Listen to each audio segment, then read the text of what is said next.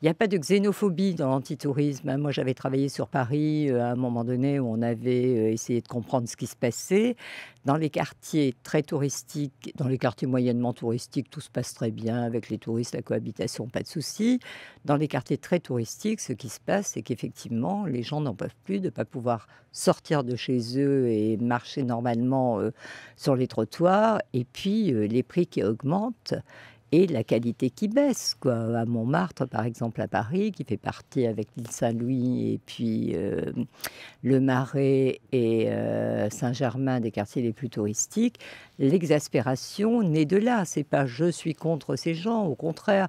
Quand ils vous parlent des touristes, les gens vous disent beaucoup de choses très jolies sur eux. Ils disent: «Ils donnent un air de vacances à la ville, ils nous valorisent, ils créent une ambiance détendue». Enfin, vous voyez, il y a pas de xénophobie, mais il y a une volonté de pouvoir cohabiter avec, une population exogène et surtout une volonté de pouvoir rester chez soi et ça, le problème Airbnb est dramatique parce qu'en Espagne, les vraies manifestations, c'est celles qui ont été contre Airbnb parce que concrètement, des gens sont chassés de chez eux, ils étaient locataires pendant des années, on leur demande de partir pour que l'appartement soit reloué à un touriste, ce qui rapportera beaucoup plus.